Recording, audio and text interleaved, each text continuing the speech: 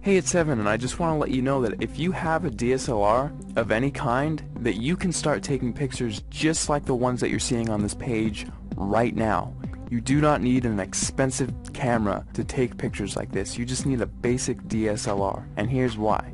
A lot of people think that if they have the best gear that they can make the best photographs. Now that is completely untrue, especially if you don't have the right knowledge and creativity. If you have creativity and ideas, and you know about things like composition and light, you can make way better pictures with your camera than the photographer who doesn't know about those things but has the most expensive $20,000 camera. The camera is not important at all. See, in trick photography and special effects, you want to focus more on the creative and artistic ideas and less about the gear. The gear is just a tool. A good photographer will know how to use the basic fundamental principles of photography to take a good image with any camera. All DSLRs, they all have a manual mode, and that is what I'm going to be showing you how to use in this course to create artistic images. So if you have a DSLR in your house right now, I don't care what it is or what it's called, I'm going to show you how to use it to create really artistic images. These pictures that you're seeing right here, all of these pictures were made with a Nikon D50 camera, which, if you don't know what type of camera that is, it's the first basic entry-level DSLR that Nikon released back in 2005.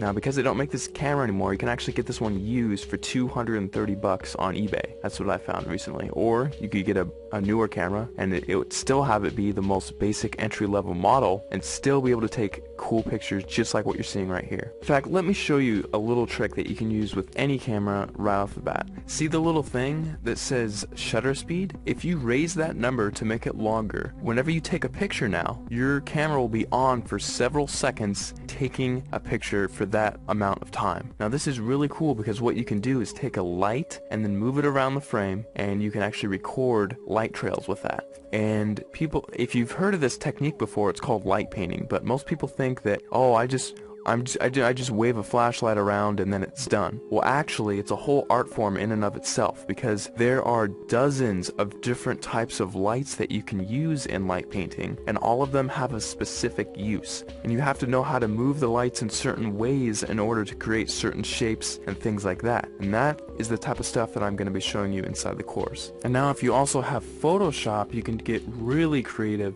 In addition to just using your camera, you can do both. We'll only be using Photoshop for about a third of everything taught inside, so if you don't have Photoshop, don't feel left out. You can still do many tricks inside of the course. For example, in this picture, I love giving this as an example because it gets a lot of people's attention, and it's just funny. In this picture, I had my camera on a tripod, and I was just photographing this room here. And what I did is I went down to my bank and I withdrew about $800, $871 to be exact. And then after that, I went around placing the money in different areas of the frame and then taking a picture. And then I moved the money into a different place of the frame, took another picture, and I kept repeating that process over and over again until finally it looks like I have $1 million inside of this room, which is really cool. Now, I like showing how to do this one because it's one of the simpler tricks, and anyone can do it if they have Photoshop. So that's just one trick I like to show. I'll show it in much more detail inside the full course, but you don't need the latest and greatest version of Photoshop. You can use Photoshop CS2, CS3, CS4, or the latest, which is CS5. And if you're using Photoshop Elements, you can use Photoshop Elements 10, and you can still get away with doing many things, including this trick, inside of the course. Alright, so just to wrap everything all up, inside of the course, you're going to be getting a 300-page ebook that gives step-by-step instructional content on how to create artistic images. I'm not going to be showing you how to take boring pictures of flowers and trees here. I'm actually going to show you all my hardcore secrets on how to take really interesting photos that grab people's attention and have them wonder how you took this shot, because I get that question so many times whenever I show my pictures to anyone. They all ask the same thing: how the heck did you take that picture? After you're done with the course, you're going to know how to get people to ask you that same question, and how you can actually get a heads up on getting more views on your pictures, winning photo contests, and things like that. Plus, on top of the 300-page ebook that I'm giving you, I'm also going to be sending you 9 hours of instructional video content. You can visually see each and every individual button that I'm going to be pushing on my camera, and each click that I make inside of Photoshop, so you can replicate my results exactly, step by step,